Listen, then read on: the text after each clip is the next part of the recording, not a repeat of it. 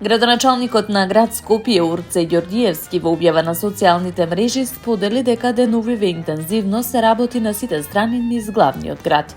Како што истакнува, го средуваат она што со години било запоставено, а требало да се одржува секојдневно. На плоштадот Македонија се заменуваат скршените и пропаднати плочки, фонтаните што подолго време се оставени на забот на времето.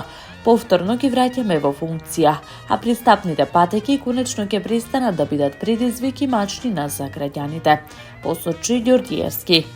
Додаде дека Скопје мора да биде достоинствен, уреден и убав град, токму таков каков што го паметиме и каков што сакаме да го оставиме за идните генерации.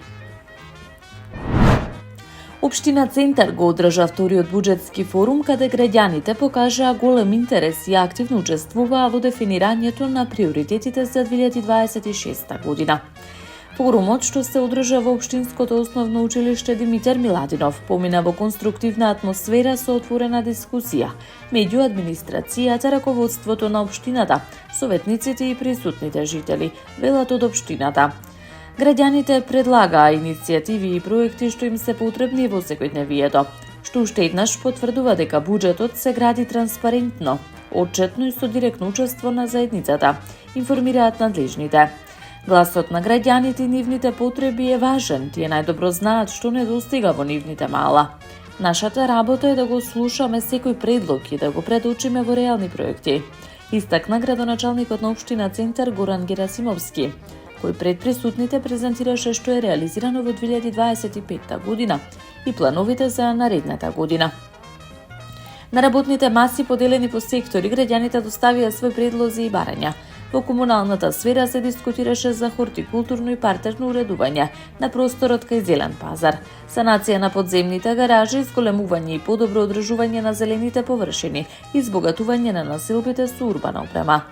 Во областа на образованието се истакнати потребите за реконструкција на училишните дворови, санација на покриви каде има протекување и поставување лифтови во училиштата, каде има реална потреба.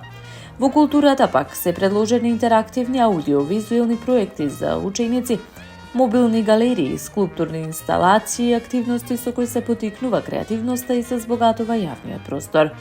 Дополнително, дел од управителите побарале санирање на фасадите, пошто општинската администрација информираше дека во буџетот на општина Центар се предвидени субвенции за нивна обнова. Поддршката изнесува 30%. Секоја стамбена заедница може да аплицира за финансиска поддршка до 1 милион денари.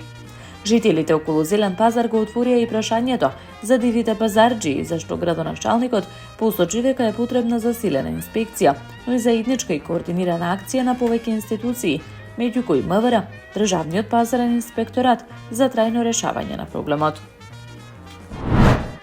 Градоначалникот на општина Аеродром Дејан Митевски сподели дека во паркот на булевар Февруарски поход засадиле нови дрвја и дека запуштената локација денес е претворена во убаво уредено зелено катче. Го шириме зеленото срце на Аеродром. Запуштената локација денес е претворена во убаво уредено зелено катче, ново место каде што природата повторно оживува. Во паркот на булеварот Февруарски поход засадивме нови дрвја. Отворивме ново поглавје во иницијативата Растеме заедно, заедно со нашите партнери општествено одговорни компании, истакна Митевски. Со стотици нови висококвалитетни садници низ целата општина. Градоначалникот вели дека ќе продолжат со силно темпо да го прават аеродром позелен и поубав. Ова не е само акција, ова е заедничка мисија за почист, похуман и позелен град.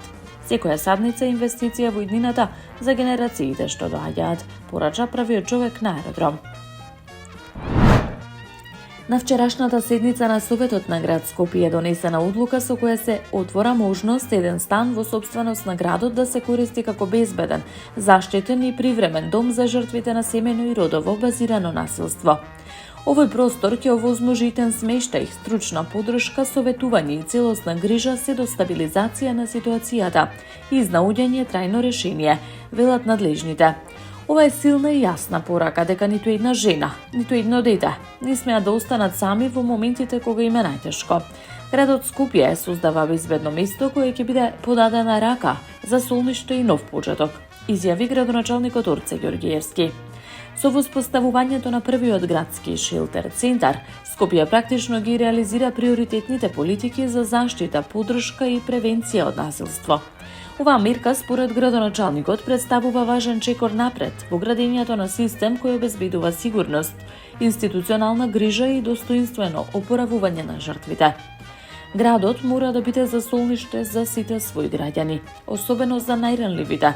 Затоа ова е само почеток. Ќе продолжиме да инвестираме во силни, функционални, хумани услуги, затоа што секоја спасена жена, секое заштитено дете е наша заедничка победа, додава Ѓорѓиевски.